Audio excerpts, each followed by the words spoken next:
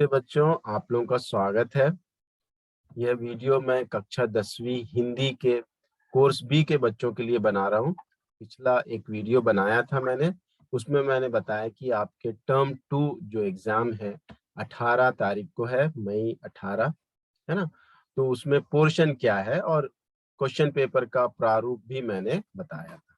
ठीक है, आज के वीडियो में हम एक प्रश्न पत्र हल करेंगे, जिससे आपको आइडिया हो जाएगा कि हमारा प्रश्न पत्र कैसा होने वाला है। ठीक, तो आप मेरे साथ बने रहिए और देखिए कि किस तरह का एक पेपर होता है, कैसा मॉडल होता है उसका और उसके उत्तर किस तरह से लिखना है। इन सारी चीजों के बारे में हम आज इस वीडियो में जानेंगे। ठीक है, तो बच्चों ये है प्रतिदर्श प्रश्न पत्र 1, है ना, मॉडल पेपर 1। तो इसमें जो है आपको पता होना चाहिए कि आपके पास 2 घंटे हैं लिखने के लिए। ठीक है, 2 घंटे आपको मिलेंगे प्रश्न पत्र को हल करने के लिए। कुल अंक है 40। ठीक, और इसमें 2 खंड हैं। आपके क्वेश्चन पेपर में 2 खंड हैं, क और ख, है ना। क खंड में 3 प्रश्न पूछे जाएंगे। उसमें जो सब प्रश्न है, सब क्वेश्चंस हैं, वो 8 हैं। टोटल 8 प्रश्न है, उसमें से आपको केवल 5 करने हैं। ठीक है, अभी आगे चलेंगे तो हमको पता चलेगा। ठीक, और खंड ख में जो है आपको लेखन है ना, अब लेखन अभिव्यक्ति है। तो इसमें 5 प्रश्न है।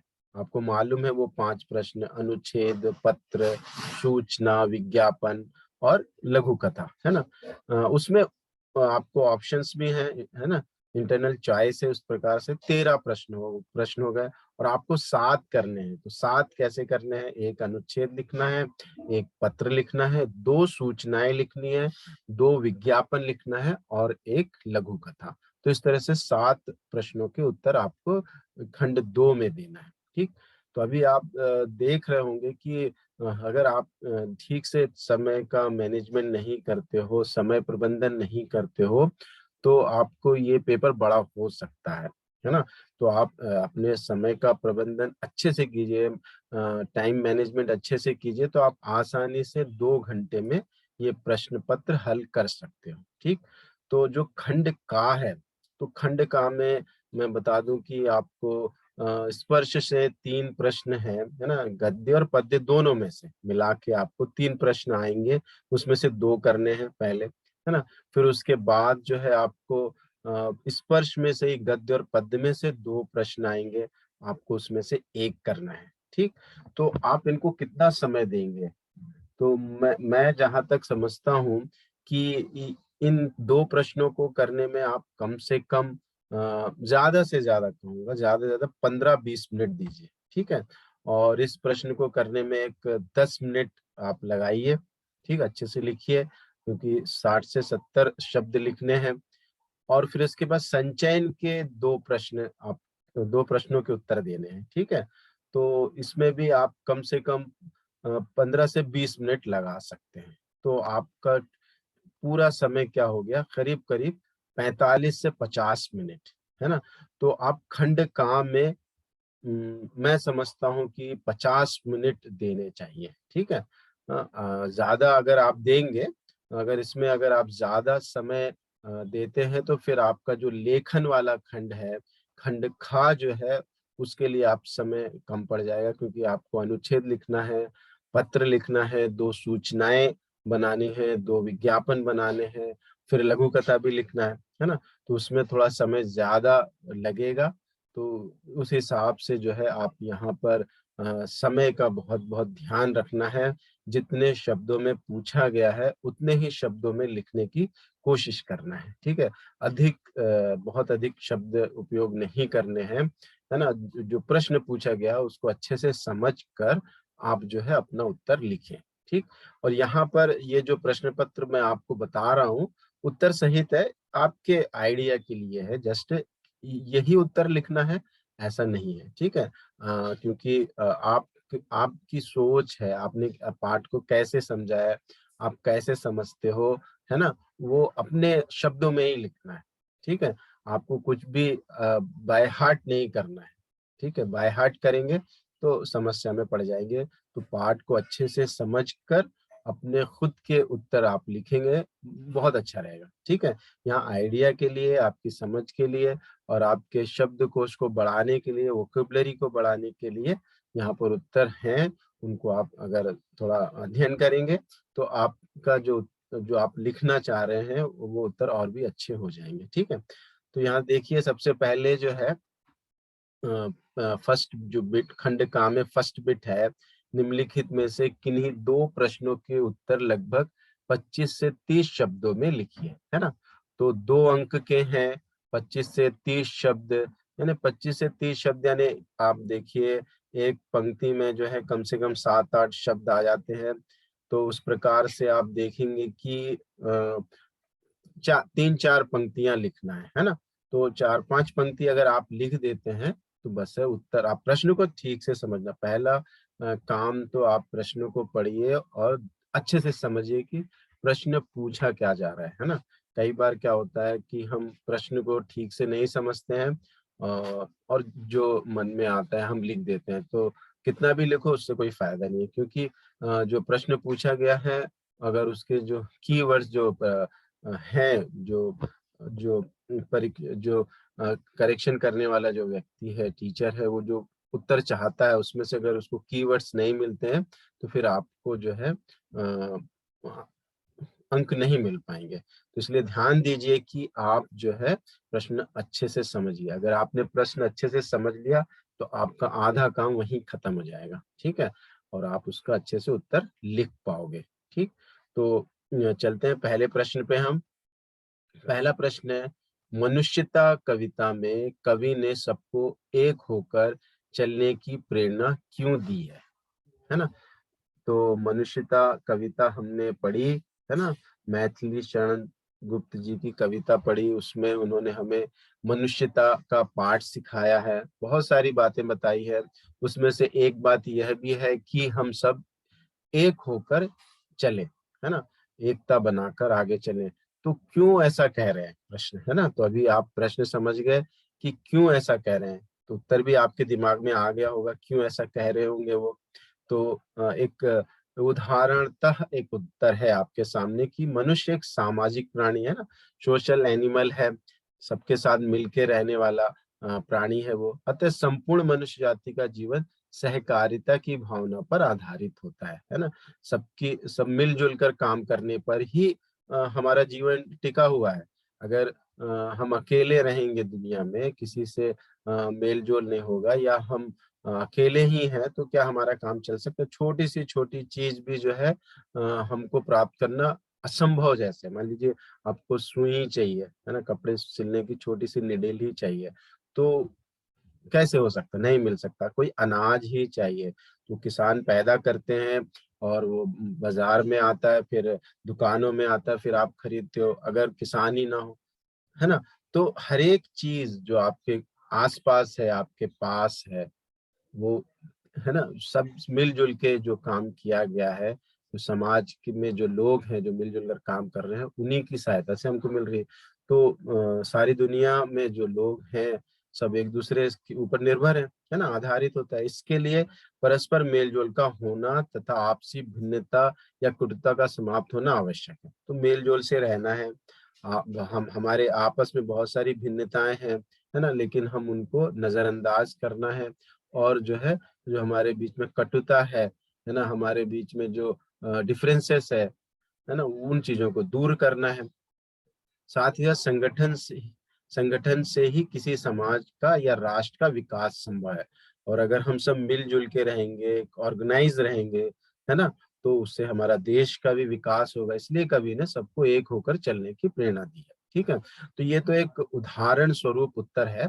आप अपने मन में आपको क्या लगता है क्यों उन्होंने कहा, है ना, आपका उत्तर भी सही होगा। ठीक है, ऐसा नहीं है आपने प्रश्न को समझा है और आपको लगता है नहीं इस तरह से उत्तर होना चाहिए, तो वो उत्तर आप लिख सकते हैं। मुख्य बात क्या है, जो प्रश्न पूछा गया है उसका आप उत्तर लिखना है। ठीक है, अब दूसरा प्रश्न क्या है, सुमित्रा नंदन पंत जी कल्पना के सुकुमार कवि हैं, स्पष्ट कीजिए, है ना। ये थोड़ा समझना है कि इधर पे क्या प्रश्न क्या किया जा रहा है कि सुकुमार कवि हैं। तो यहाँ पर ये जो शब्द अगर आपको समझ में नहीं आता है तो शायद क्या सही में आप उत्तर लिख ही नहीं सकते हो। बहुत ही इंपॉर्टेंट वर्ड हो गया फिर तो ये सुकुमार, है ना। तो यहाँ पर सुकुमार का अर्थ होता है सॉफ्ट हार्टेड, है ना, बहुत ही कोमल हृदय वाले हैं, है ना।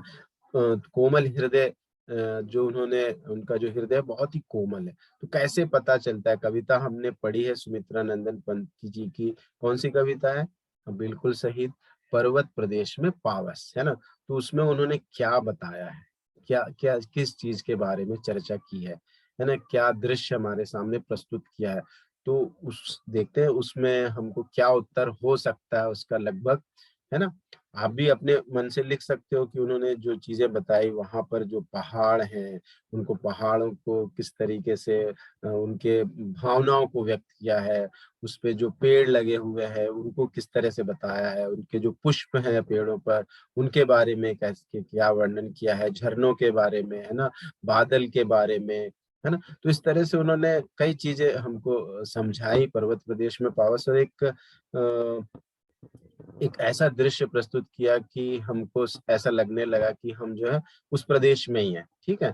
तो पता चलता है कि वो सुकुमार कवि तो है, लेकिन हम अपने शब्दों को उत्तर में कैसे लिखें, थोड़ा सा देखते हैं। एक उदाहरण स्वरूप जो आपको उत्तर दिया गया है, सुमित्रानंदन पंत जी को कल्पना का सुकुमार कवि इसलिए कहा जाता है क्योंकि उन्होंने अपनी कविताओं में प्रायः प्रकृति का मानवीकरण किया। तो उनकी खास विशेषता जो है मानवीकरण करना। तो मानवीकरण यानी जो पेड़ पौधे हैं, जो प्राकृतिक चीजें हैं, है ना, उनको भी मानव जैसे बता देना। अब जैसे उन्होंने क्या कहा, जैसे कवि का किरणों से बात करना, अपने पैरों के पास स्थित ताल रूपी दर्पण को अपना रूप निहारना। तो जो ऊंचे ऊंचे पहाड़ थे, उतनी विशालता को जो है वो नीचे जो ताल है, तालाब आपने कविता पढ़ी होंगी, समझी होंगी, है ना। जो नीचे तालाब है उसको दर्पण जैसा समझ रहे हैं, मिरर समझ रहे हैं, और उसको उसमें जो उनकी छवि दिख रही है, उनका जो इमेज दिख रहा है, ऐसा लग रहा है कि पहाड़ अपनी छवि, अपना इमेज उसमें देख रहे हैं। तो ऐसा काम कौन करता है? मनुष्य करता है। लेकिन यहाँ यहाँ पर जो है पहाड़ को ही मनुष्य जैसा बताया जा रहा है ना, मानवीकरण हो रहा है इधर पे। झरनों द्वारा पर्वत का गुणगान करना, जो झरने उसमें बह रहे हैं वो भी ऐसा बताया जा रहा है कि जैसे वो पर्वत के लिए गीत गा रहे हैं, उनकी गुणगान कर रहे हैं, है ना। तो पेड़ों का अनिमेष आकाश की ओर देखना, जो ऊंचे ऊंचे पेड़ लगे हैं पर्वत पे, वो भी ऐसा बता रहे हैं जैसे कि वो जो है इतने ऊंचे होकर जो है आकाश को जो है देख रहे हैं, कि मतलब थोड़े घबराए हुए हैं, थोड़े डरे हुए हैं कि पता नहीं क्या है ना, क्या होने वाला है। तो वो ऐसा दिखाई दे रहा है बहुत, है ना। बादलों का पंख फड़फड़ाना। अब बादल तो पानी से बने होते हैं ना, वो कोई उसमें जीवन तो है नहीं कि वो उनमें पंख होते नहीं है, लेकिन कवि बता रहे हैं बादलों का पंख फड़फड़ाना, है ना। तो बता रहे हैं, तो ये जैसे ये तो पक्षी करते हैं ऐसा, ठीक है। तो उसमें जीव जीव जैसा बता रहे हैं उनको। इंद्र द्वारा बादल रूपी यान पर बैठकर जादुई खेल दिखाना आदि। यहाँ भी जो है इंद्र भगवान है ऐसा बताया जा रहा है। वो बादलों के जो यान है उस पे चल रहे हैं। तो ये सारी चीजें जो है सुमित्रानंदन पंत अपनी कविता में बता रहे हैं पर्वत प्रदेश में पावस। इससे पता चलता है कि जो कवि हैं बहुत ही सुकुमार कवि है ना। तो ये सारी चीजें आप यहाँ पर लिख सकते हो, है ना। ये तो केवल मैंने आपको समझाने के लिए बताया। आप अपने मन से, आपको क्या लगता है, आपको कैसे कविता आपने समझी है ना, आपको कैसे लगता है कि वो सुकुमार कवि है, कोमल हृदय वाले कवि है? आप अपने विचार व्यक्त कीजिए, ठीक है। तो ये दूसरा उत्तर हुआ। तो आपको 3 में से 2 प्रश्नों के उत्तर ही यहाँ पर लिखना है, और ज्यादा से ज्यादा मैं कहता हूँ 15 मिनट, है ना। अगर आप लेंगे तो बहुत अच्छा रहेगा, ठीक है। 10 से 15 मिनट, थोड़ा समय लग जाता है तो 20 मिनट, लेकिन और ज्यादा समय लेंगे तो फिर बाकी प्रश्नों के उत्तर करने के लिए आपके पास समय कम होगा। 2 ही प्रश्न करना है, लेकिन हम तीसरा प्रश्न भी समझते हैं जो आपको आसान दिखते हैं। हो सकता है ये प्रश्न आपके लिए कठिन हो, है ना। अगला प्रश्न देख लेते हैं जो आपको प्रश्न समझ में आ जाए, है ना, जो आपको लगे कि हाँ ये प्रश्न मुझे समझ में आ गया, उसी का उत्तर लिखिए, है ना। जरा भी कंफ्यूजन है तो आप वो उत्तर मत लिखिए, ठीक है, क्योंकि जो जांच करने वाला शिक्षक है वो तो उसमें कीवर्ड्स देखेगा मुख्य रूप से कि हाँ इसने प्रश्न समझा है या नहीं है, और उसी के अनुसार वो अंक देगा। फिर है टी सेरेमनी में कितने आदमियों को प्रवेश दिया जाता था और क्यों। ये तो बहुत ही आसान दिख रहा है, इस प्रश्न की तुलना में ये प्रश्न आप कर सकते हो, है ना। तो ये इसको छोड़कर आप ये लिख लीजिए, है ना। तो देखते हैं, आपको पता ही है 3 आदमियों को प्रवेश दिया जाता था। क्यों? बहुत ही आसान है बात, क्योंकि जहाँ एक तो स्थान बहुत छोटा होता था जहाँ पर वो चाय पीते थे, वो स्थान बहुत छोटा होता था। दूसरा, ये सेरेमनी का उद्देश्य था शांतिमय वातावरण, और उसका उद्देश्य जो पर्पस था वो भी था कि शांति हो है ना, जहाँ पर वो ये क्रिया कर रहे हैं, टी सेरेमनी कर रहे हैं, वहाँ शांति हो। तो ज्यादा लोग होंगे तो शांति कैसे हो सकती है, इसलिए 3 लोगों को ही प्रवेश दिया जाता था। और जो उनका जापान के जो लोग हैं, उनका जो जीवन है दौड़ धूप भरे जीवन से हटकर भूत और भविष्य की चिंता छोड़कर वर्तमान पल को शांति से बिताना ही टी सेरेमनी का उद्देश्य था, है ना। जो भूत के बारे में, भूतकाल पास्ट के बारे में ना सोचें, भविष्य काल जो फ्यूचर के बारे में ना सोचे, चिंता ना करें, केवल वर्तमान में शांति से रहें हम, है ना। उसके लिए वो टी सेरेमनी करते थे। तो ज्यादा लोग वहां पे होंगे, गड़बड़ होगी तो ये करना थोड़ा मुश्किल हो जाएगा, इसलिए 3 लोगों को ही वहां पर बुलाया प्रवेश दिया जाता था, ज्यादा लोगों को नहीं, है ना। अधिक आदमियों के आने से शांति के स्थान पर अशांति का माहौल बन जाता था, इसलिए 3 से अधिक आदमियों को यहाँ प्रवेश नहीं दिया जाता था, है ना। तो यहाँ पर उत्तर को थोड़ा और प्रलॉन्ग करने के लिए, बड़ा करने के लिए जोड़ा गया है ना। लेकिन आपको जो लगता है कि ये इतना उत्तर बस है, आपको लगता है कि नहीं ये 25 से 30 शब्द हो गए, तो आप अपना उत्तर कम शब्दों में भी, मतलब 25 से 30 शब्दों में लिख सकते हैं, ठीक है। बहुत ही आसान है। तो 2 प्रश्नों के उत्तर आपको एक 10-15 मिनट में आप ये खत्म करेंगे तो बहुत अच्छा रहेगा, ठीक है। नेक्स्ट जो प्रश्न है दूसरा, निम्नलिखित में से किसी एक प्रश्न का उत्तर लगभग 60 से 70 शब्दों में लिखिए, है ना। तो 60 से 70 शब्द लिखना है यहाँ पे। तो यहाँ के जो प्रश्न है, यहाँ पर आपका जो हो सृजनात्मकता है, आपकी जो क्रिएटिविटी है, उससे संबंधित रहेंगे, है ना। और आप जो है इसमें भी आप रटे हुए उत्तर नहीं लिख पाएंगे। आपने अगर पाठ समझा है तो यहाँ पर आपको बहुत ही अच्छा रहेगा और आप आसानी से उत्तर लिख पाएंगे, ठीक है। अब देखते हैं पहला प्रश्न। 2 प्रश्न है, केवल एक ही प्रश्न का उत्तर आपको यहाँ पर देना है, ओके ना। तो 2 में से एक प्रश्न का उत्तर देंगे आप। अंग्रेजी शासन से छुटकारा पाने के लिए देश के तत्कालीन नवाबों ने किस तरह संघर्ष किया, इससे आपको क्या प्रेरणा मिलती है। बहुत ही आसान प्रश्न लग रहा है ना। हमने पढ़ा है इस प्रश्न को, बहुत पाठ को बहुत अच्छे से पढ़ा है, समझा है ना। तो अगर हम उसी के आधार पर उत्तर लिख देते हैं तो बहुत ही सही रहेगा। वजीर अली के बारे में हमने पढ़ा कि किस तरीके से उन्होंने अंग्रेजों से टक्कर ली, है ना। तो उसी के आधार पर हम ये उत्तर लिखेंगे। तो हमने देखा कि ये प्रश्न जो है कारतूस से पाठ से लिया गया है ना। तो अंग्रेजी शासन से छुटकारा पाने के लिए देश के तत्कालीन नवाब, यानी उस समय जो समय था, उस समय के जो नवाब थे, जब अंग्रेजों का शासन था, उस समय के जो नवाब थे उन्होंने किस तरह से संघर्ष किया। तो हम एक नवाब के बारे में हमने पाठ में पढ़ा है, उसी को आधार बनाते हुए हम ये उत्तर लिखेंगे, ठीक है। इससे आपको क्या प्रेरणा मिलती है, तो इससे हमको कुछ प्रेरणा मिलती है या नहीं मिलती, है ना, वो भी देखना है। तो क्या प्रेरणा मिलती है, तो अंग्रेजों द्वारा तरह तरह के हथकंडे अपनाकर अपने देश में अंग्रेजी शासन का विस्तार किया जा रहा था। यानी जो अंग्रेज आए हुए थे यहाँ अपनी अपने जो बिजनेस के लिए आए हुए थे, है ना, व्यापार के लिए आए हुए थे, लेकिन यहाँ पर वो तरह तरह के हथकंडे यानी धोखा देकर, बाय हुक एंड क्रुक, है ना, धोखे देकर जो है वो क्या कर रहे थे, अपना शासन का जो है शासन का विस्तार कर रहे थे। इससे देश को बचाने के लिए अवध के बर्खास्त नवाब जो थे, नवाब वजीर अली ने अंग्रेजों से टक्कर ली थी। हमने पाठ में पढ़ा कारतूस में कि जो वजीर अली जो उनके पिता के देहांत के बाद नवाब बने थे, उनको बाद में बर्खास्त भी कर दिया गया था, तो और पेंशन उनको दिया जाने लगा था। लेकिन उन्होंने जो है टक्कर ली, अंग्रेजों से लड़ाई की। उसने कंपनी द्वारा दिए गए वजीफे यानी पेंशन को ठुकरा दिया और अंग्रेजों से युद्ध करने के लिए उपयुक्त परिस्थितियां तैयार करने लगा।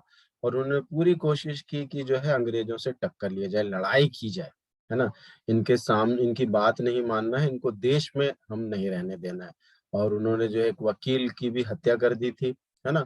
और फिर बाद में जो है ऐसे काम किए जिससे कि अंग्रेज उनके बहुत बड़े शत्रु बन गए। और उन्होंने ये भी किया कि अफगानिस्तान के बादशाह शाह जमा को हिंदुस्तान पर हमला करने का न्योता दिया।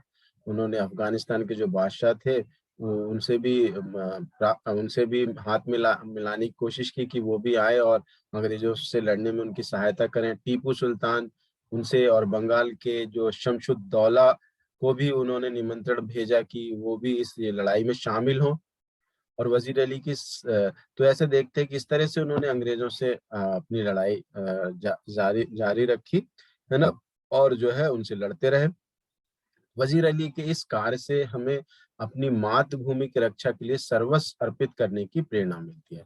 उससे पता चलता है कि हम भी जो है अपने देश के लिए, अपने धरती के लिए जो है अपना सब कुछ न्योछावर कर दें, है ना, और उसकी रक्षा करें, है ना। ये प्रेरणा हमको वजीर अली के माध्यम से प्राप्त होती है। तो ये उत्तर हो सकता है ना, लेकिन ऐसा नहीं है कि यही उत्तर हो सकता है। आप जो है लगता है कि नहीं इस तरह से उत्तर लिखना चाहिए, आपको जैसा लगता है वो भी आपका उत्तर सही होगा। बस प्रश्न आप अच्छे से समझें और उस समझे हुए प्रश्न को अपने शब्दों में उत्तर लिखें, ठीक है। दूसरा प्रश्न है, अगर आपको लगता है कि ये कठिन है तो दूसरा प्रश्न देखेंगे हम। वर्षा ऋतु में पहाड़ मानवीय क्रियाएं करता हुआ दिखाई देता है ना। हमने देखा मानवीकरण इस प्रश्न से इसके इस प्रश्न के जैसा ही हुआ, वह भी सुकुमार कवि है वाला, है ना। तो मानवीय क्रियाएं करता हुआ दिखाई देता है, पर्वत प्रदेश में पावस कविता के आधार पर लिखिए।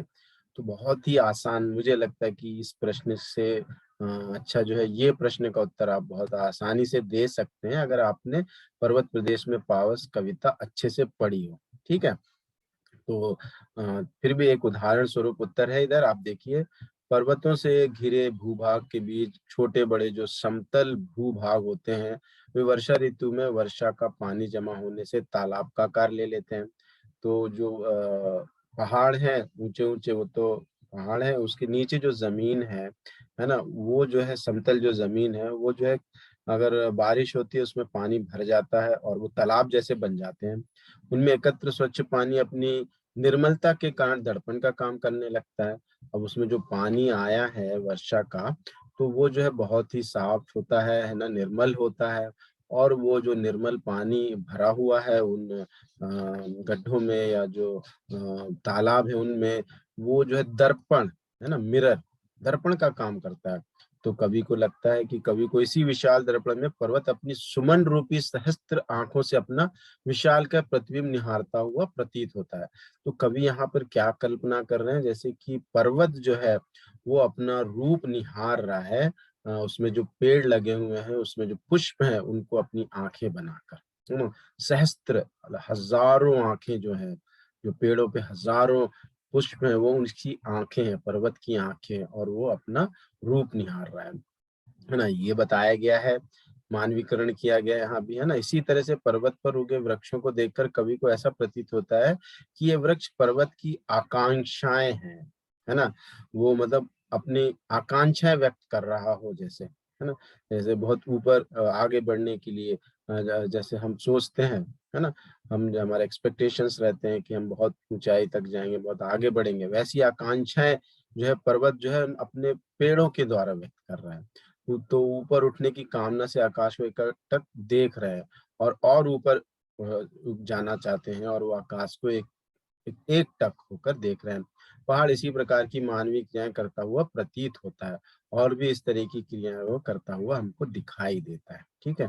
तो आपको लगा कि ये उत्तर इस तरह के हो सकता है, तो आप इसको एक बार पढ़िए, है ना, और उसको समझिए, कुछ शब्द जो है अपनी वोकेबलरी बढ़ाइए, है ना, शब्दकोश बढ़ाइए और अपने उत्तर को बहुत अच्छा बनाइए। ठीक है, तो ये दोनों में से एक प्रश्न करना था जो आपको आसान दिखता है, वही प्रश्न को आप लीजिए और उसका उत्तर, है ना, 7-8 मिनट मैक्सिमम जो है 10 मिनट में कंप्लीट कीजिए, जिससे कि आप अधिक से अधिक समय बचा सकें लेखन जो भाग है उसको पूरा करने के लिए। ठीक है, अगला है तीसरा प्रश्न है आपका, निम्नलिखित में से किन्हीं दो प्रश्नों के उत्तर लगभग 40 से 50 शब्दों में लिखिए। तो यहाँ पर देखिए, आपको दो प्रश्नों के उत्तर लिखना है और 40 से 50 शब्दों में लिखना है, यानी कि 40 से 50 शब्द यानी 7-8 लाइन हो सकती है ना, 8 लाइन, 8-9 लाइन भी हो सकती है ना। 40 एक लाइन में अगर आप देखते हैं कि 7-8 शब्द आते हैं,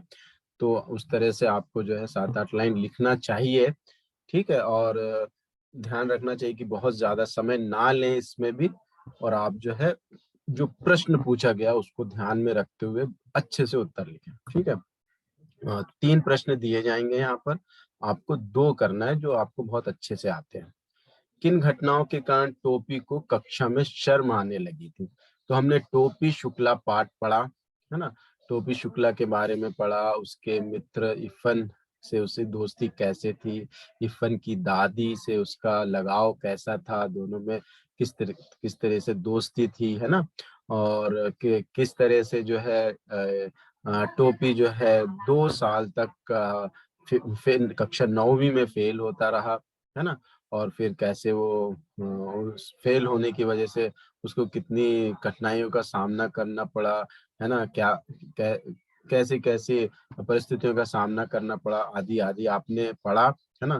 बाद में वो पास भी होता है, लेकिन बहुत ही तीसरे श्रेणी में आकर वो पास होता है, लेकिन उससे पहले जो है उसको काफी ऐसी परिस्थितियों का सामना करना पड़ा जिससे उसको बहुत ही दुख पहुंचता है ना। तो यहाँ पर आपने टोपी शुक्ला पाठ पढ़ा है ना, तो उसमें आप इस प्रश्न को किन घटनाओं, मतलब उसमें आपको जो है पूरा पाठ तो लिखना नहीं है, किन घटनाओं के कारण टोपी को कक्षा में शर्म आने लगी थी, कक्षा में उसको किस तरीके से अपमानित किया जाता था, ये भाव यहाँ पे लग रहा है ना। तो उसको शर्म आती थी उन घटनाओं के कारण, कौन सी घटनाएं थी वो देखते हैं। टोपी को जब 9वीं कक्षा में पहले व दूसरे साल फेल होना पड़ा, तो परिवार के साथ साथ विद्यालय में भी अध्यापकों ने उसकी उपेक्षा करनी शुरू कर दी, है ना। तो घर में जब वो फेल हो गया तो घर में तो सब उपेक्षा करते ही थे, साथ में उसके पाठशाला में भी उपेक्षा होने लगी, नेग्लेक्ट करने लगे उसको। नए सहपाठियों से भी उसे सहानुभूति नहीं मिल सकी, जो नए बच्चे आ रहे थे, मतलब उसके पीछे जो जूनियर्स थे 8वीं के 9वीं में आए, फिर 7वीं वाले भी उसके साथ 9वीं में आए, वो उनसे कोई किसी तरीके की सिंपैथी, ऐसा कुछ सहानुभूति नहीं थी। अंग्रेजी अध्यापक ने तो एक दिन उसके द्वारा उत्तर देने के लिए हाथ उठाने पर उससे यहाँ तक कह दिया कि वह उन्हें अन्य विद्यार्थियों से प्रश्न पूछने दे, उससे तो वे अगले साल भी पूछ लेंगे। इतनी इतनी बुरी तरह से उन्होंने बात की, है ना। जब उसने एक प्रश्न का उत्तर देना चाहा, अंग्रेजी अध्यापक ने पूछा होगा कोई प्रश्न और उसने उत्तर देना चाहा, तो उन्होंने अपमानित करते हुए कहा टीपू से कि सॉरी टोपी से, कि आप जो है हाथ नीचा कर लें, बाकी जो बच्चे हैं उनसे उनको उत्तर देने दें, क्योंकि मैं तो आपसे अगले साल भी पूछ लूंगा। यानी कि शिक्षक को पूरा पूरा विश्वास था कि जो टोपी है वो ये साल भी फेल हो जाएंगे, है ना। तो उसके हृदय को सोचिए कितना दुख पहुंचा होगा। एक घटना तो ये है, उनके इस कटाक्ष पर, ये जो मजाक किया उन्होंने उनका उपहास किया, कटाक्ष किया, पर जब बच्चे हंसे तो टोपी शर्म से पानी पानी होगा, बहुत लज्जित हुआ बेचारा। कक्षा में उसके नए सहपाठी उससे बहुत छोटे थे और उनके बीच में ये अंतर बहुत बड़ा दिखाई देता था। तो जो बच्चे थे उनके साथ, जो कक्षा 7वीं के साथ में आए थे ना, 8वीं वाले उनके साथ में आए थे, तो वो बच्चे छोटे थे उनसे, एक दो साल का तो अंतर था, तो काफी अंतर दिखता था कक्षा में। अतः वे दूर ही रहना चाहते थे, दोस्ती भी कोई नहीं करता था उनसे, है ना। सब लोग जो है उसका मजाक उड़ाते थे और मौका मिलने पर उसकी हंसी भी उड़ाते थे। इन्हीं सब कारणों से टोपी को कक्षा में शर्म आने लगी थी। तो ये जो कुछ कारण थे जिसके कारण उसको शर्म आती थी कक्षा में बैठने के लिए, और इस बार उसने बहुत मेहनत की और कक्षा 9वीं पास किया उसने, तृतीय श्रेणी में पास किया, 3rd डिवीजन में पास किया, लेकिन पास कर लिया। ठीक है, तो ये उत्तर था इसका।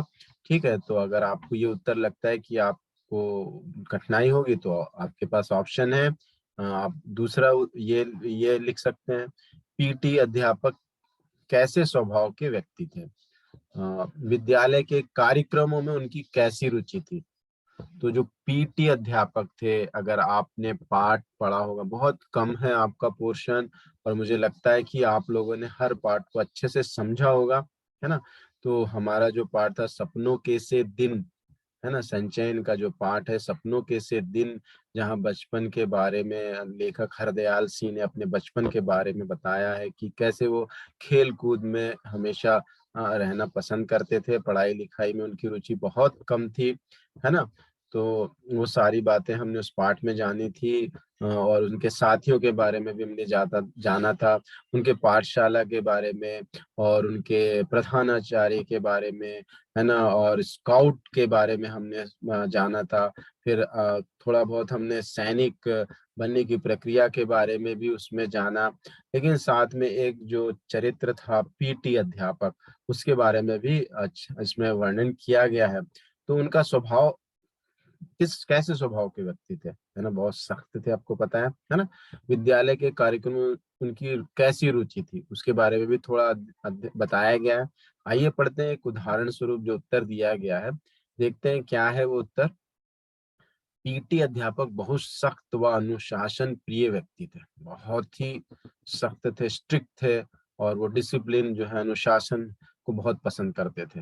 विद्यालय में वे जरा सी गलती होने पर विद्यार्थियों की चमड़ी उधेड़ देते थे। चमड़ी उधेड़ देते थे तो सही में उनकी स्किन रिमूव करते थे, ऐसा नहीं है, मतलब उनको देते थे, कॉर्पोरल पनिशमेंट मिलता था उस समय के बच्चों को, शारीरिक जो दंड था वो दिया जाता था, है ना। विद्यालयों की प्रार्थना समय में बच्चों को पंक्तिबद्ध खड़ा करते थे, लाइन लाइन में उनको खड़ा करते थे, और यदि कोई बच्चा थोड़ी सी भी शरारत करता तो उसकी खाल खींच लेते थे, है ना। यहाँ भी लिखा चमड़ी उधेड़ देते थे, खाल खींच लेते थे, है ना, उनको मतलब दंड देते थे, शारीरिक दंड दिया जाता था।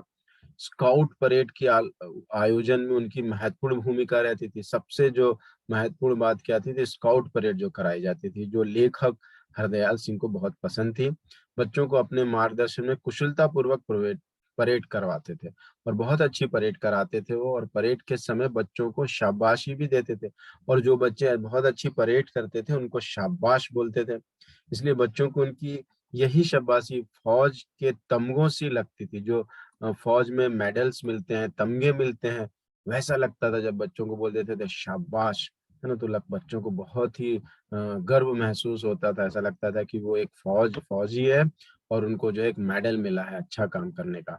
और कुछ समय के लिए उनके मन में पीटी साहब के प्रति आदर का भाव जाग जाता था, और वो पीटी सर का आदर भी उनके मन में आता था।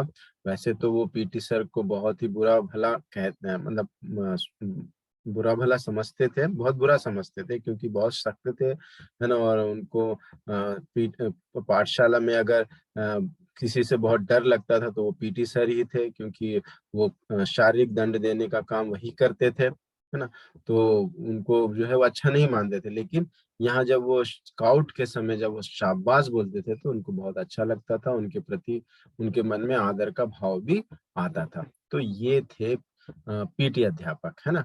तो इसमें अगर आपको लगता है कि नहीं आप यही उत्तर लिखना, तो एक बार पढ़ लीजिए और आप इसके अनुसार उत्तर लिख सकते हैं, नहीं तो आप अपना उत्तर पाठ को आपने समझा है ना, पढ़ा है, आप बहुत अच्छे से अपना उत्तर भी तैयार कर सकते हैं। ठीक है, अभी आपके पास और एक प्रश्न है, क्योंकि 2 प्रश्नों के उत्तर देना है।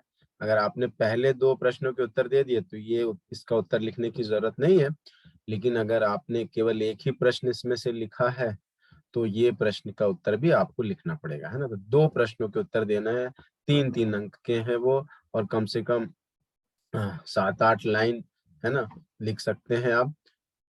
ठीक है, ठाकुर बाड़ी के प्रति गांव वालों के मन में अपार श्रद्धा के जो भाव हैं, उनसे उनकी किस मनोवृत्ति का पता चलता है। आपके ये क्वेश्चन पाठ में टेक्स्ट बुक में भी है ये प्रश्न, है ना। तो ठाकुरबाड़ी के बारे में हमने पढ़ा था उसमें, है ना। हरिहर काका जो है उनकी श्रद्धा भी बहुत थी ठाकुरबाड़ी के प्रति पहले, बाद में जो है उनकी श्रद्धा कम हुई।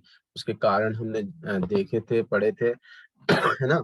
तो सारी बातें अगर आपने कहानी पढ़ी हरिहर काका तो आपको सारी चीजें पता होंगी। लेकिन कारण क्या था, गांव वालों के मन में अपार श्रद्धा के भाव थे, उनसे उनकी किस मनोवृत्ति यानी किस कैसे लोग हैं वो, किस प्रकार की सोच के लोग हैं, कैसे पता चलता है तो इतनी श्रद्धा रखने वाले लोग हैं तो उनकी कैसी मनोवृत्ति होगी, कैसे पता चलता है। कहा जाता है कि गांव के लोग भोले भाले होते हैं, है ना, बहुत ही इनोसेंट होते हैं। इसके साथ साथ गांव के लोग अंधविश्वासी तथा धर्म भीरू भी होते हैं। और एक भोले भाले होते हैं तो बहुत भोले भाले होना भी अच्छी बात नहीं है ना। हमें जागरूक नागरिक होना चाहिए। भोले भाले से मतलब जो है इतना इनोसेंट हो कि कोई आपको धोखा दे दे तो वैसा भोला भालापन जो है सही नहीं है ना। हमको जागरूक रहना चाहिए कि कोई हमारे साथ धोखा तो नहीं कर रहा है। हमको अंधविश्वासी नहीं बनना चाहिए, है ना।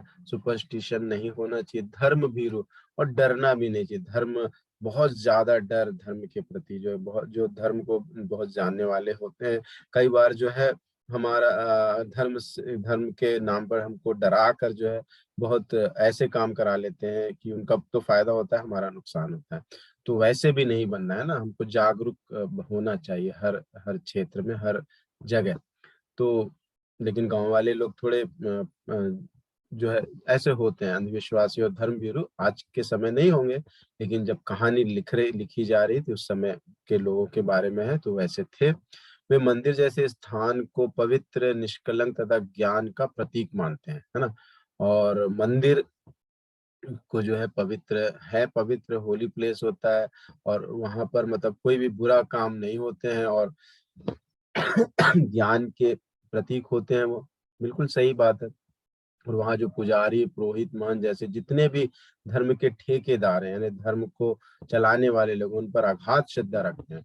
और एक गांव के लोग वहाँ पे जो मुख्य लोग हैं, पुजारी है, पुरोहित है, महंत है, उनके प्रति भी उनकी महा अपार श्रद्धा होती है। वे चाहे कितने भी पतित, स्वार्थी, कितने भी बुरे हों, स्वार्थी हों, सेल्फिश हों, है ना, नीच हों, गिरे हुए लोगों पर उनका विरोध करने से डरते हैं। अगर उनको पता भी चल जाए कि ये लोग बुरे हैं, अच्छे नहीं हैं, है ना, और ये जो है लोगों को धोखा दे रहे हैं, तो भी वो जो है उनके विरुद्ध काम नहीं कर पाते हैं, उनके खिलाफ बात नहीं कर पाते हैं ऐसे लोग।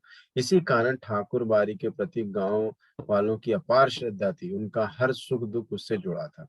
तो यही कारण थे, अंधविश्वासी होना, धर्म भीरू होना, और बहुत बिल्कुल अंधविश्वास करना कि यहाँ पे जो लोग हैं, पुजारी, पुरोहित, महंत, वो सारे लोग बहुत ही अच्छे हैं और वो जो है बहुत अच्छे से काम कर रहे हैं, और उनका हम विरोध करेंगे तो हमको जो है ईश्वर हमको दंड देगा। इस तरह की जो भावनाएं होती हैं, तो इससे भी पता चलता है कि उनकी जो है बहुत ज्यादा श्रद्धा ठाकुरबाड़ी के प्रति थी, है ना।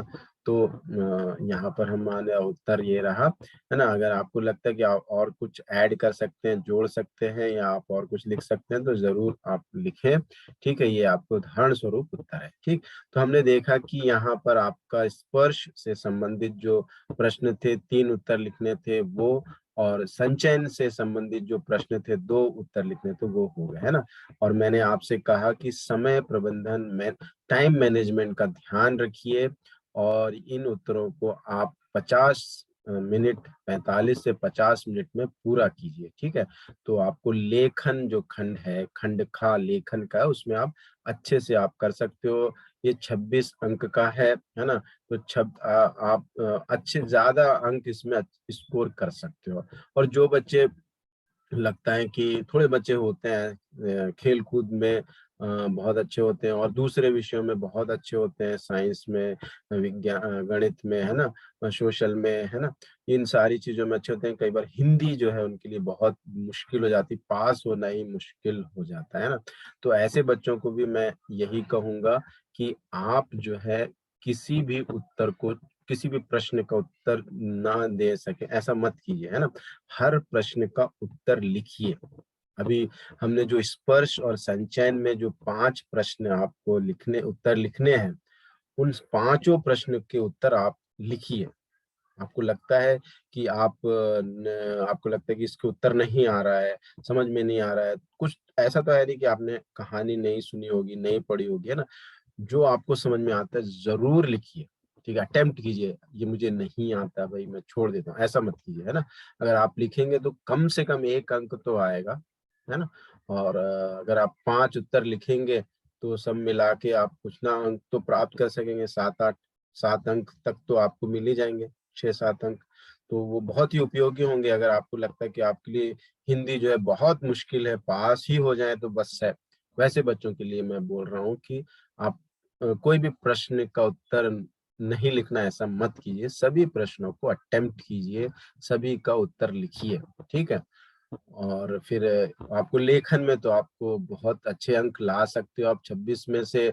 अगर आप बहुत अच्छे तरीके से भी आप नहीं लिख पा रहे हैं तो भी आप जो है 15 अंक, 10 से 15 अंक ला सकते हो। ठीक है? लेकिन अगर आप लेकिन मुझे लगता है कि अगर आपने अच्छे से अटेम्प्ट किया इसको तो 26 में से 26 अंक आ सकते हैं। मैं साथ साथ में कुछ ट्रिक्स भी बताता जाऊंगा कि आप किस तरह से इन्हें लिखिए, तो ध्यान से सुनिए। तो लेखन जो है वो आपकी क्रिएटिविटी, है ना, आपकी अभिव्यक्ति क्षमता का देखा जाएगा, सृजनात्मकता का, कि आप किस तरीके से भाषा को समझ पाए हैं, आपको भाषा कितनी आ गई है, वो सारी चीजों का यहाँ जांच है ना? तो देखिए, प्रश्न जो है, पहला अनुच्छेद लिखना है आपको 150 शब्दों में, है ना? तो 150 शब्द आप देखिए कितने होते हैं। 150 शब्द यानी अगर एक लाइन में मैंने बोला था आप 7-8 शब्द ही आप आते हैं, तो देखिए आप कितने आएंगे, 20 लाइन, है ना? 20 लाइन, तो करीब करीब 20 लाइन आपको लिखनी है, 20 से 25 लाइन। ठीक है? ज्यादा भी नहीं लिखना है क्योंकि समय का ध्यान रखना है आपको। और अनुच्छेद आपको एक ही लिखना है ना? अनुच्छेद, बच्चे क्या कर रहे हैं कि 3-3 पैराग्राफ बना दे रहे हैं, एक ही पैराग्राफ में लिखने की कोशिश कीजिए आप। ठीक है? ये बात आपको ध्यान में रखना है।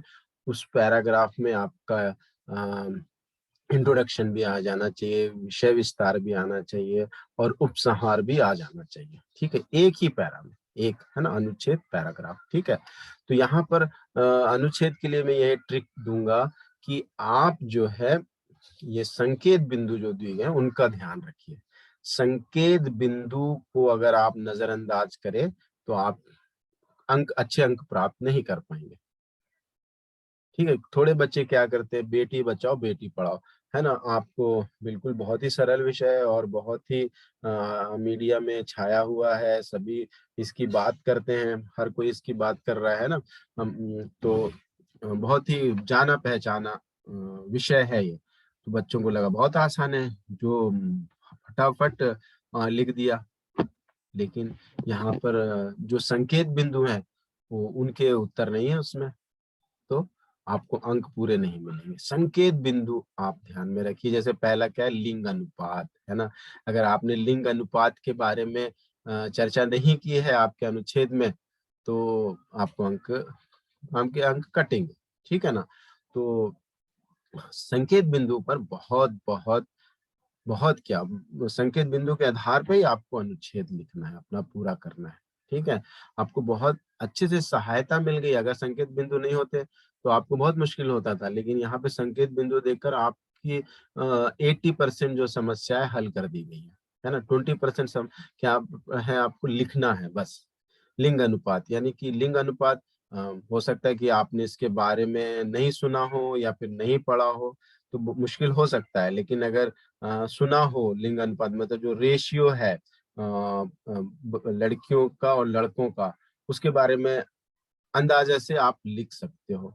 हमको पता है कि ये जो रेशियो है हमेशा से जो है, लड़कियां कम और लड़के ज्यादा हुए, मतलब हजार अगर लड़के हैं तो लड़कियां कितनी है, उस हिसाब से जो रेशियो बनाया जाता है उसके बारे में यहाँ पे आपको लिखना है कि कैसा रेशियो है। तो अगर आपको ठीक से पता है लिख दीजिए, नहीं पता है आप बता सकते हैं कि बहुत ही कम है, लड़कियां कम है और लड़के ज्यादा हैं। है ना। इस तरह का लिंग अनुपात है हमारे समाज में। सुकन्या समृद्धि योजना लागू करना, और जो सरकार जो है लड़कियों को आगे बढ़ाने के लिए, उनको सशक्त बनाने के लिए जो कार्यक्रम लागू कर रही है, उसके बारे में आपको बताना है। अगर आपको पता है तो आप जरूर इसमें लिख सकते हैं। योजना के उद्देश्य व लक्ष्य, क्यों कर रहे हैं, है ना, उनका लक्ष्य क्या है, उसके बारे में। फिर निष्कर्ष। तो यहाँ पे देखिए जो संकेत बिंदु है उसके आधार पर अपने अनुच्छेद को पूरा कीजिए एक ही पैराग्राफ में। ठीक है, एक ही पैराग्राफ में लिखिए। ध्यान दीजिए इस बात को। ठीक है, ये लगता है कि ये सारी चीजें जो है जनरल नॉलेज की है ना। अगर आपको अनुपात नहीं पता है तो थोड़ा लिखना मुश्किल है, फिर जो योजनाएं हैं उनके बारे में नहीं मालूम है तो मुश्किल है, आप अंदाजे से लिखना। ठीक है, तो अगले और भी ऑप्शन है आपके पास, साक्षरता अभियान। तो ये देखिए साक्षरता का अर्थ, है ना, ये आप लिख सकते हैं, है ना। साक्षर लिटरेसी क्या है पता है आपको, लिख सकते हैं। साक्षर, अक्षर का ज्ञान होना, है ना, थोड़ा बहुत जो बुनियादी शिक्षा है उसके बारे में पता चलना, है ना, और थोड़ा हिसाब किताब आ जाए, वही साक्षरता है। साक्षरता की दर, अब ये जो है रेट क्या है, तो इसमें भी आपको आपके यहाँ पे जनरल नॉलेज की परीक्षा है, आपके सामान्य ज्ञान की परीक्षा है, तो अगर ये आपको पता है तो लिख सकते हैं। नहीं तो आप अंदाजे से जो है बता सकते हैं। निरक्षरता के कारण, इलिटरेसी, ये आप बता सकते हैं कि रीजन क्या हो सकते हैं कि लोग पढ़ाई लिखाई नहीं कर पाते हैं, साक्षर नहीं हो पाते हैं। ठीक है ना। तो मुझे लगता है कि इस प्रश्न से ज्यादा ये प्रश्न आपको ज्यादा सही रहेगा, इसका ये अनुच्छेद लिखना ज्यादा सही रहेगा, है ना। इसमें बहुत ही सामान्य ज्ञान से संबंधित संकेत बिंदु दिए गए हैं। अगर आप खुद से कुछ भी आंकड़ा लिख देते हैं तो सही नहीं होगा वो। ठीक है, तो इसको अगर आप लिखते हैं साक्षरता अभियान तो आपको ज्यादा सही रहेगा। तो ऐसे मतलब यही तो नहीं आ रहा है प्रश्न पत्र, मैं बता रहा हूँ कि आप चुनिए कि आपको किसमें संकेत बिंदु ऐसे दिए गए हैं कि आप अपने विचार व्यक्त कर सको, है ना। कोई आंकड़े देना है, कोई हाँ, ऐसी चीजें जो जिनका अध्ययन किया गया है और उनके फिगर्स बताने हैं तो बहुत मुश्किल हो जाएगा, है ना। तो इसमें यहाँ पर ये भी मुझे लगता है कि इस तीनों में से ये जो है, ये भी देखते हैं। अंतरिक्ष में भारत के बढ़ते कदम, इधर भी आपका सामान्य ज्ञान की परीक्षा है ना। अंतरिक्ष में भारत के कदमों का इतिहास, आपको पता होना चाहिए कि सबसे पहले अंतरिक्ष के मामले में भारत कब अपने पहले कदम उठाए, है ना। जो आर्यभट्ट जो सैटेलाइट था वो सबसे पहले भेजा गया, है ना, उसके बारे में बताना पड़ेगा, है ना। विदेशी से सहायता उपग्रह भेजना, ये सारी चीजें हैं जो आपको अगर सामान्य ज्ञान से संबंधित होगी, है ना, तो ज्यादा सही जो है साक्षरता अभियान वाला आप चूज कर सकते हैं, जहां पर आप अपने विचार व्यक्त कर सकते हैं। अगर आपको इनका नॉलेज है, इनके बारे में आप जानते हैं, सही सही जानकारियां हैं, तो आप यही लिखिए, बहुत अच्छा रहेगा। इसमें तो पूरे पूरे अंक आपके आने की संभावना है। अगर आपको इस जानकारी, तो इन बातों का ध्यान रखिए कि आप कौन सा अनुच्छेद बहुत अच्छे से लिख सकते हैं। ठीक है, ऐसा नहीं कि कोई भी अनुच्छेद दिखा, हाँ बेटी बचाओ बेटी पढ़ाओ शुरू हो गए लिखना, और आपको आपने संकेत बिंदु का ध्यान ही नहीं दिया कि क्या पूछा जा रहा है संकेत बिंदु में, और आपने शुरू हो गए अपना दिमाग लगाए, तो फिर अंक बिल्कुल कट जाएंगे। हो सकता है 6 में से 2 मार्क्स दे दें आपको, है ना। तो अगर आप चाहते हैं कि 6 में से 6 दें तो संकेत बिंदु पर ध्यान दीजिए। ठीक है, यहाँ पर तो है बेटी बचाओ बेटी पढ़ाओ, एक बार आप पढ़ लीजिए। ये देखिए बेटियों की संख्या 961 है, 1000 अगर लड़के हैं तो लड़कियां 961 हैं, है ना। 1961 की बात है, 91 में जो है 941 हो गई, और भी कम हो गई, और 2001 में और कम हो गई 927, और 2001 में 927, 2011 में 918। अभी नया सेंसस नहीं हो पाया है, मतलब जो जानकारी है जनसंख्या की अभी नहीं है, शायद और भी कम हो गई हो, है ना। तो ये अनुपात अगर आपको नहीं पता है और आपने अपने मन से कुछ भी लिख दिया तो अंक कट जाएंगे। इसलिए ये जो है आपको जानकारियां हो तभी लिखें, है ना। और साक्षरता अभियान, ये मुझे लगता है कि तीनों से ये उत्तर आप जो है आसानी से लिख सकते हो। ऐसी तरह से आप परीक्षा में भी ध्यान देना है ना। अंतरिक्ष के बाद देखिए, ये जो मैंने कह रहा था आपको आर्यभट्ट के बारे में, है ना, 1974 में प्रथम भारतीय उपग्रह जो है अंतरिक्ष में भेजा गया था सोवियत रूस की सहायता से। तो अगर ये जानकारी आप गलत दे देंगे, आर्यभट्ट के बारे में नहीं बताएंगे, तो फिर जो संकेत बिंदु में जो पूछा गया है कि अंतरिक्ष में भारत के कदमों का इतिहास, तो फिर इसका इसका उत्तर आप नहीं दे पाए तो फिर अंक मिलने का सवाल ही नहीं है। तो आप वैसा अनुच्छेद चुनना है आपको जिसके बारे में आपको सही जानकारी प्राप्त है, तो इसका ध्यान रखना है, ठीक है। तो ये हो गया अनुच्छेद। अनुच्छेद में मैंने विशेष बात जो बताई है वो यह है कि आप संकेत बिंदु को अवश्य ध्यान रखिए और एक ही पैराग्राफ में पूरा अनुच्छेद लिखिए। एक ही अनुच्छेद होना चाहिए। अनुच्छेद का मतलब ही होता है कि पैराग्राफ, एक पैराग्राफ, ठीक है। तो यहाँ पर अब देखिए, पत्र आप बहुत पहले से लिखते आ रहे हैं, कक्षा चौथी पांचवी से आप पत्र लिख रहे हैं, है ना। एक औपचारिक पत्र, अनौपचारिक पत्र, लेकिन कक्षा 10वीं में आपको केवल औपचारिक पत्र ही है ना, केवल औपचारिक पत्र है। ध्यान देने वाली बात क्या है, प्रश्न को समझना, है ना, प्रश्न को समझना। और आपका जो फॉर्मेट है, आपने पत्र का फॉर्मेट अच्छे से देख लिया होगा और उस फॉर्मेट के हिसाब से आप उस विषय को प्रस्तुत करना है, ठीक है। अब देखिए पहला प्रश्न, देखिए, बीमारी होने के कारण परीक्षा ना दे सकने पर प्रधानाचार्य को चिकित्सा अवकाश के लिए एक आवेदन पत्र लगभग 120 शब्दों में लिखिए, है ना, 10 से 15 लाइन, ठीक। तो यहाँ पर जो है चिकित्सा अवकाश यानी आप चिकित्सा यानी आपको जो है कुछ बीमारी है, कुछ प्रॉब्लम है आपको, है ना, आपकी हेल्थ अच्छी नहीं है, उसके लिए आपको ट्रीटमेंट करवाना है डॉक्टर के पास, और आपकी परीक्षाएं भी चल रही हैं और आपको छुट्टी चाहिए। तो आपको पता है लीव लेटर है ये, है ना, लेकिन कारण इसमें बताया गया है, तो यही कारण आप उसमें लिखेंगे। अगर आपने लिख दिया लीव लेटर है, चलो भाई शादी में जाने के लिए लिख दिया, और प्रश्न पूछा जा रहा है कि आप बीमार हो और चिकित्सा अवकाश चाहिए, और आप कुछ और लिख दे रहे हैं, तो आपको फॉर्मेट जो आपने पत्र का लिखा उसके अंक तो मिल जाएंगे, लेकिन जो प्रश्न, जो विषय है, वो उसके अंक नहीं मिल पाएंगे, है ना। तो ध्यान दीजिए, फॉर्मेट सबको पता है। सबसे पहले जो है आप इस तरह से यहाँ पे लिखिए, आपका जो फ्रॉम एड्रेस है परीक्षा भवन नई दिल्ली, आप परीक्षा भवन में बैठे हुए हो, है ना, परीक्षा लिख रहे हो, तो परीक्षा भवन। आपका प्लेस कहाँ है, न्यू दिल्ली लिख सकते हैं। अगर आपके यहाँ पे कोई एड्रेस नहीं दिया गया तो आप कोई भी चीज लिख सकते हो, हैदराबाद लिख सकते हो, आप हैदराबाद के हो तो हैदराबाद लिख सकते हैं ना।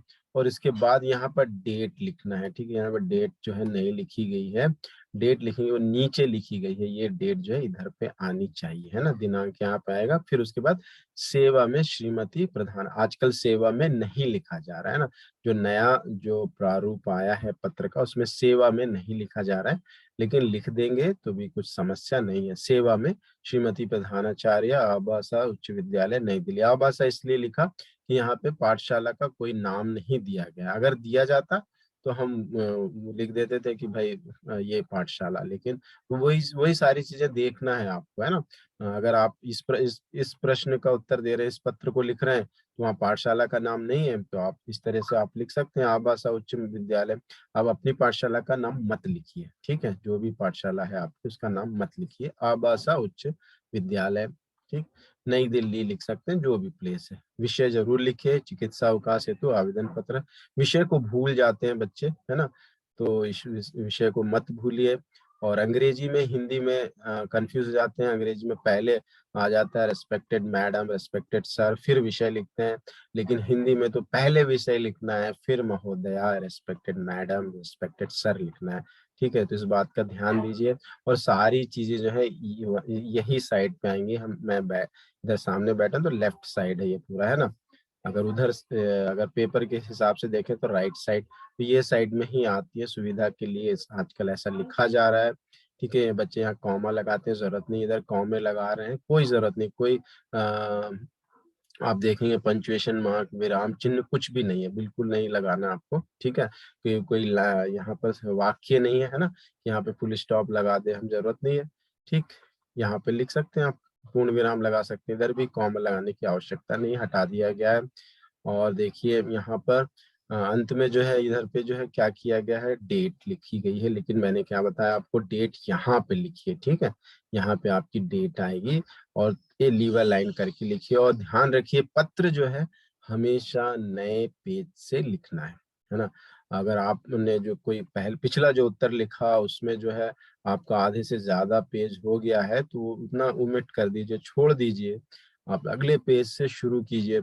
हाँ, ऐसा हो सकता है कि भाई वो जो पिछला उत्तर है 1-2 लाइन में ही आया आपके नए पेज में, तो फिर ठीक है, उसमें आप अपना पत्र शुरू कर सकते हैं, लेकिन कोशिश कीजिए कि नए पेज में ही लिखें, ठीक है। और प्रारूप अच्छे से आप समझ लीजिए इसका कैसा होगा, ठीक। तो यहाँ फिर वही है ना। दूसरा प्रश्न क्या था देखते हैं। कला छाया नाम की एक संस्था दूरदर्शन के लिए कार्यक्रम बनाती है, ठीक है। संस्था को कुछ ऐसे युवकों की आवश्यकता है जो अभिनय जानते हों तथा कम से कम 10वीं पास हों, साथ ही हिंदी अंग्रेजी का ज्ञान रखते हों। अपनी योग्यताओं का विवरण देते हुए कला छाया को एक आवेदन पत्र लगभग 120 शब्दों में लिखिए। तो एक रिक्रूटमेंट आया है ना, एक वैकेंसी आई है कि कला छाया में कार्य हुए और उनको कुछ कार्यक्रम बना रही है, उसमें कुछ युवकों की आवश्यकता है जो 10वीं पास हो, अंग्रेजी हिंदी जानते हो। तो उनके लिए एक आपको आवेदन प्रस्तुत करना है। तो अगर आपको लगता है कि आप लिख सकते हैं तो जरूर लिखिए, नहीं लगता है कि नहीं छुट्टी पत्र तो बहुत पहले से लिख रहे हैं, आसान होगा, उसको अटेम्प्ट कीजिए। लेकिन अभी तो हम सीख रहे हैं तो इसको भी देख लीजिए किस तरह से लिखना है। सारी चीजें वैसी हैं, ऊपर आप जो है प्रेषक जो फ्रॉम एड्रेस है, फिर यहाँ पर मैंने जो बताया डेट लिखना है यहाँ पर, है ना, दिनांक, फिर उसके बाद सेवा में प्रबंधक महोदय, कला छाया मंच, नई दिल्ली, जो भी प्लेस है आपका, है ना। फिर उसके बाद विषय आप इस तरह से लिखेंगे मान्यवर, और बताएंगे कि उनको जरूरत है तो आप में आपका नाम, पिता का नाम और पता जो है, कक्षा 10वीं पास हैं आप, अन्य योग्यताएं मतलब और भी आप में क्या क्या खासियत है, क्या क्या क्षमताएं हैं, उनके बारे में भी आप इसमें बता सकते हैं। फिर धन्यवाद सहित, और यहाँ पे जो पूर्ण विराम नहीं आएगा, इधर पे जो है आपको ये जो है संबोधन चिन्ह आएगा, ठीक है। भवदीय है ना, यहाँ पे देखिए आज्ञाकारी आया और इधर भवदीय आया। तो आज्ञाकारी शिष्य जो है अपने प्रिंसिपल को, शिक्षक को लिखने के लिए उपयोग किया जाता है। कोई अननोन अधिकारी है तो उसके लिए आप भवदी का ही प्रयोग करें, आज्ञाकारी का प्रयोग ना करें। इसकी स्पेलिंग अच्छे से याद कर लें आप, ठीक है। और यहाँ पर नाम बताया नहीं गया है तो आप नाम कोई दूसरा या क ख ग लिख सकते हैं नाम के प्लेस में। इसमें समीर वासु लिखा है, आप अपना कुछ क ख ग लिख सकते हैं इधर पे, ठीक है, नाम मत लिखिए। और यहाँ पर जो है आपको दिनांक लिखना, ध्यान दीजिए, ठीक है। इसमें इस प्रारूप में दिनांक को नीचे लिखा गया, आप ऊपर लिखिए, ठीक है। इस बात का ध्यान, आपने सीखा भी होगा, आपकी कक्षा टीचर ने क्या बताया उसको बिल्कुल आप अनुसरण कीजिए। अब देखिए नेक्स्ट प्रश्न है आपका सूचना। ये सूचना में बच्चे क्या कर रहे हैं, केवल एक ही सूचना बना के बैठ जा रहे हैं। 2 सूचनाएं लिखना है और दोनों 2.5-2.5 अंक के हैं, तभी आपको 5 आएंगे। केवल एक सूचना में आपको 2.5 अंक ही आ पाएंगे। तो जब आप सूचना लिख रहे हो तो एक बात का ध्यान रखिए कि सबसे पहले आपको जो है क्या करना है, बॉक्स बनाना है, ठीक है। बॉक्स सबसे पहले बना लीजिए आप, बॉक्स जरूरी है ना। बॉक्स बना लीजिए आप सूचना का, जैसे इसमें बॉक्स बना हुआ है, ठीक है। और याद रखिए कि सूचना लिखना कैसा है, तो इसका भी मेरे पास एक टिप है, एक ट्रिक है। बहुत ही आपने तो अभी सीख ही लिया होगा, इतने दिनों से लिख रहे हो, है ना। फिर भी एक ट्रिक है, मैं बताता हूँ आपको। ये देखिए, है ना, ये जो ट्रिक है मैं लिख रहा हूँ आपको, ID लिखा मैंने, है ना। एक मिनट, ठीक है, एक इसको मिटा दीजिए इधर पे।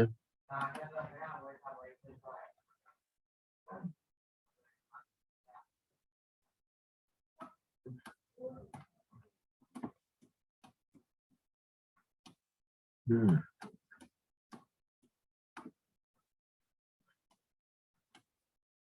ये जो मैंने लिखा है इधर पे, इस तरह से आप याद रख सकते हैं। फिर भी आपने बहुत प्रैक्टिस की होगी, पता ही होगा।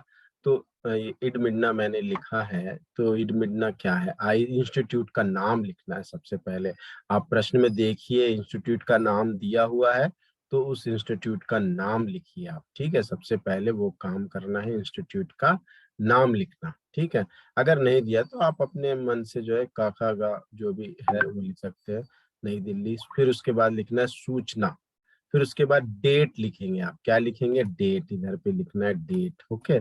फिर उसके बाद जो है मोटिव क्या है, मतलब सब्जेक्ट, विषय क्या है, बाल चित्रकला कार्यशाला का आयोजन, है ना।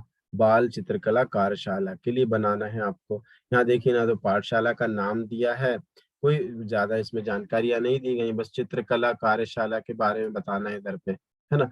तो यहाँ पर देखिए आपको जो है विषय इस तरह से लिखना पड़ेगा। स्कूल का नाम दे दिया बाल भवन ITO नई दिल्ली, आप कोई भी स्कूल का नाम यहाँ दे सकते हैं।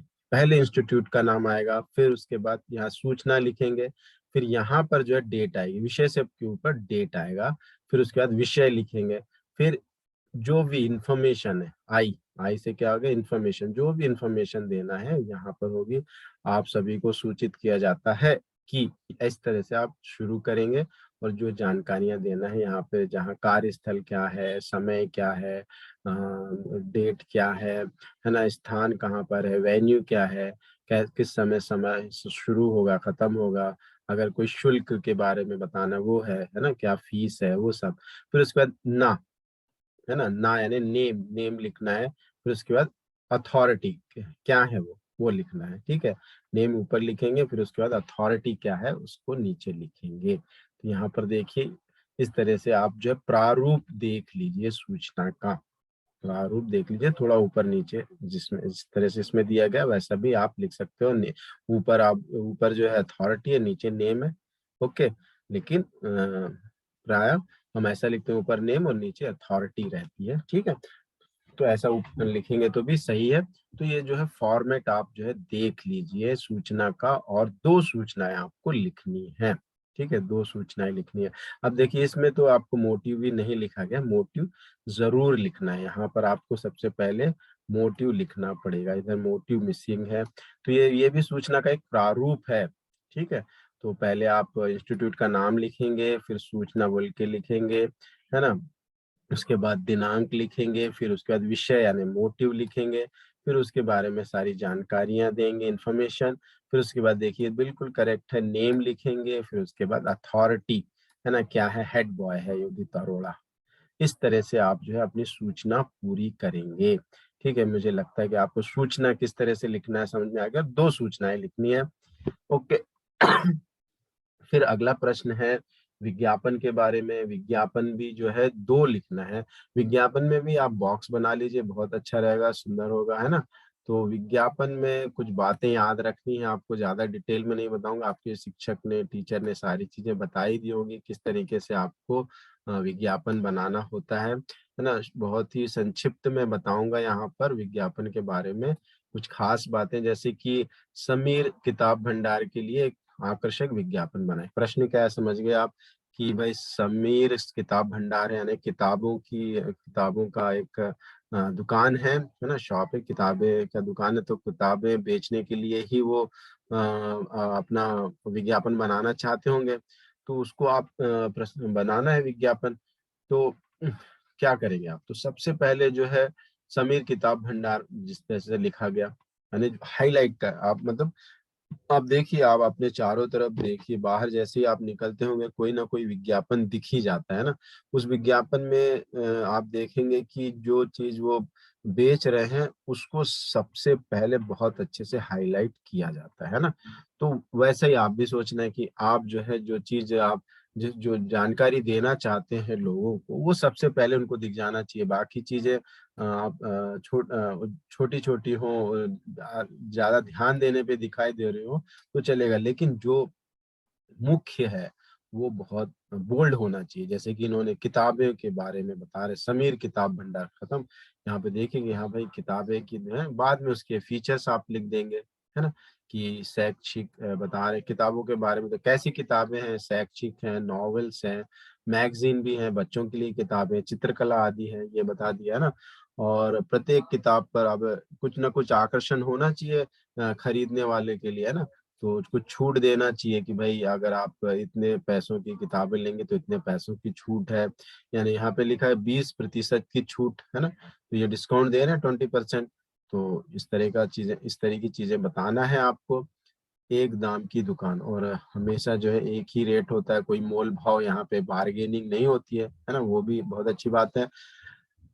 अभी कई बच्चों को ये सवाल होता है कि चित्र बनाए या ना बनाए, है ना, तो मैं हमेशा ये बोलता हूँ कि चित्र के अंक नहीं होते हैं, ठीक है, चित्र के अंक नहीं होते हैं। आपकी जो परीक्षा है वो आपकी भाषा के ऊपर है ना, कि आपकी वर्तनी ठीक है या नहीं है, आप अपने विचार को ठीक से व्यक्त कर पा रहे हैं या नहीं है, वो परीक्षा है।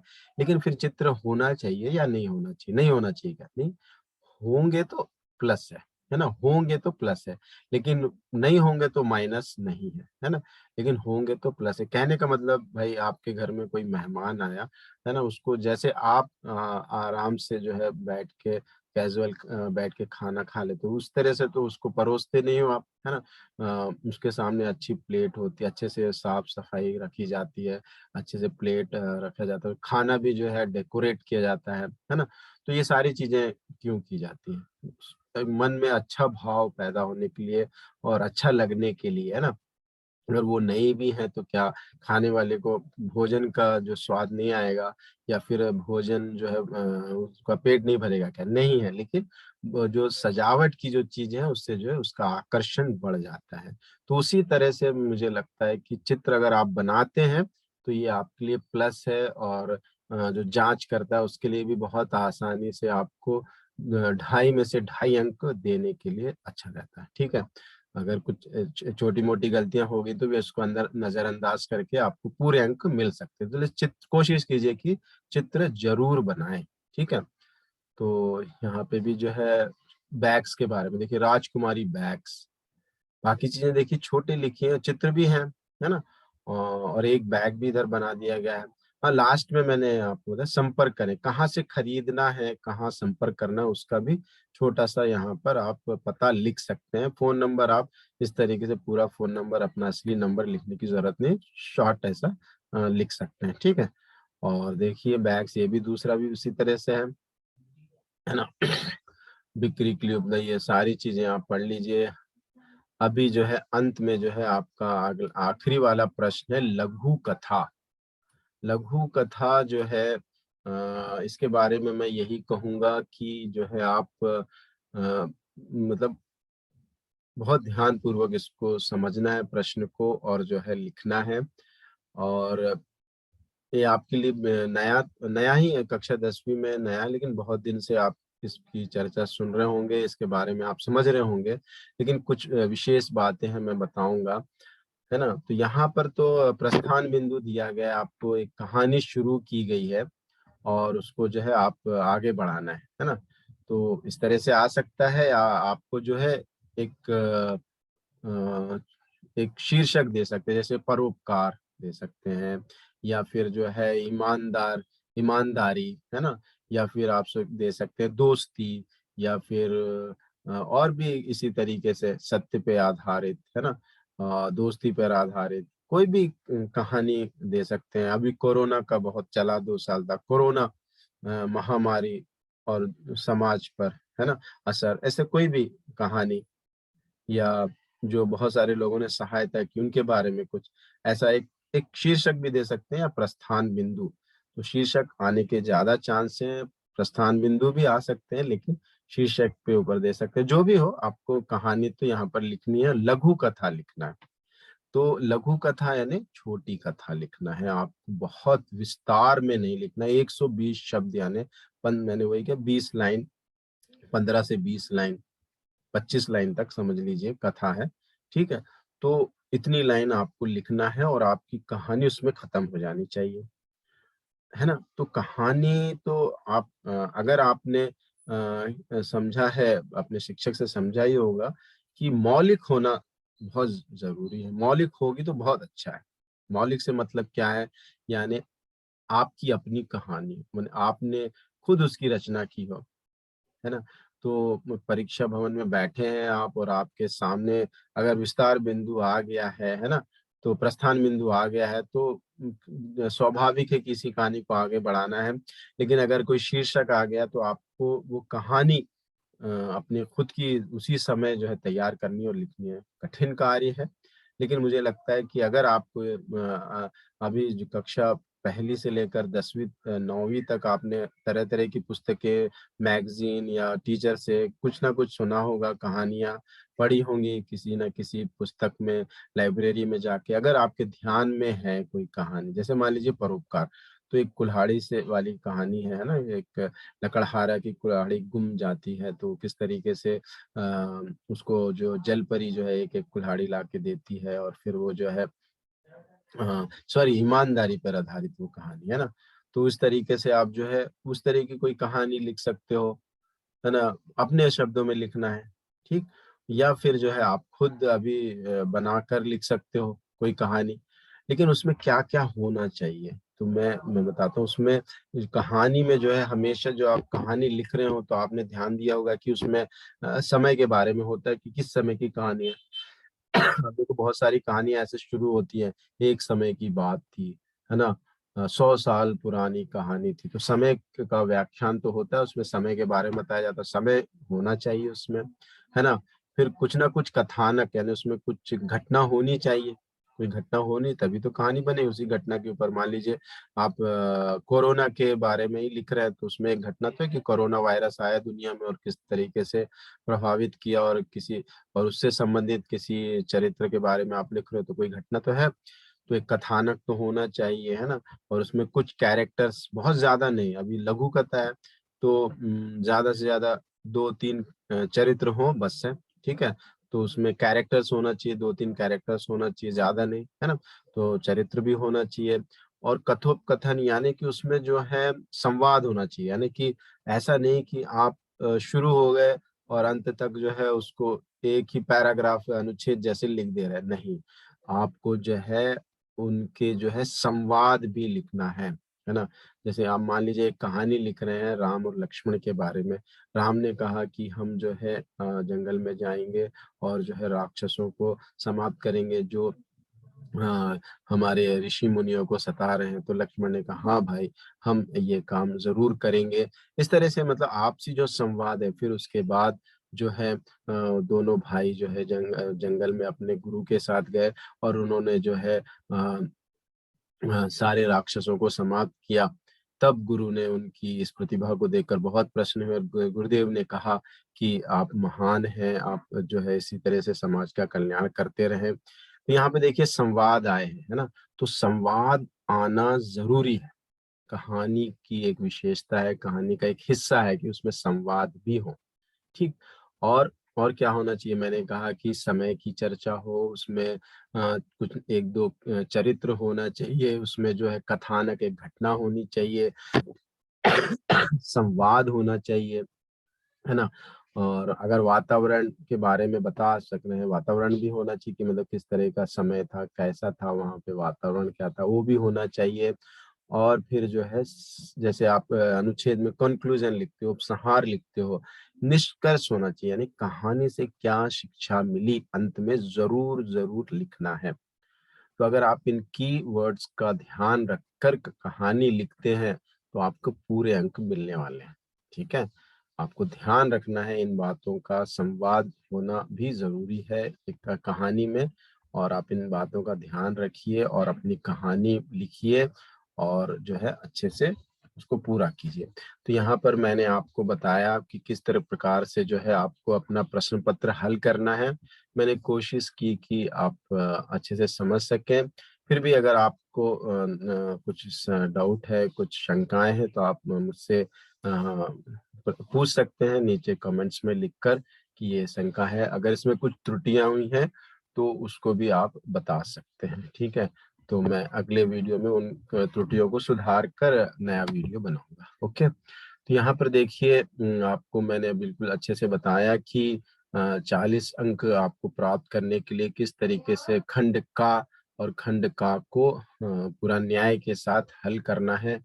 और खंड का जो है आप कम से कम 45 से 50 मिनट लीजिए, और खंड खा के लिए 1 घंटा तो चाहिए ही चाहिए, है ना? 1 घंटा 10 मिनट रहेगा तो बहुत अच्छा रहेगा। उसको आप, क्योंकि उसमें आपको अनुच्छेद लिखना है, 2 सूचनाएँ लिखनी है, फिर 2 विज्ञापन लिखना है, फिर लघु कथा भी लिखनी है, तो समय ज़्यादा चाहिए इसको, ठीक है? तो मुझे लगता है आप अच्छे से समझ गए होंगे कि प्रश्न पत्र किस तरीके से पूरा करना है। ऑल द बेस्ट परीक्षा के लिए, और मेरा वीडियो कोशिश कीजिए कि पूरा ध्यान से एक बार तो कम से कम सुनिए, ज़रूर आपको फ़ायदा पहुँचेगा। मैंने टर्म 1 में भी वीडियोज़ बनाए थे और बहुत से बच्चों को उससे फ़ायदा हुआ था। आशा करता हूँ कि इस वीडियो से भी आपको फ़ायदा होगा, ध्यान से सुनिए। इसके बाद और एक मॉडल पेपर मैं उसके बारे में भी चर्चा करूँगा, वीडियो बनाने की कोशिश करूँगा। मेरे को ध्यानपूर्वक सुनने के लिए और इसको समझने के लिए आपका बहुत-बहुत धन्यवाद। अगले वीडियो में मिलते हैं। धन्यवाद।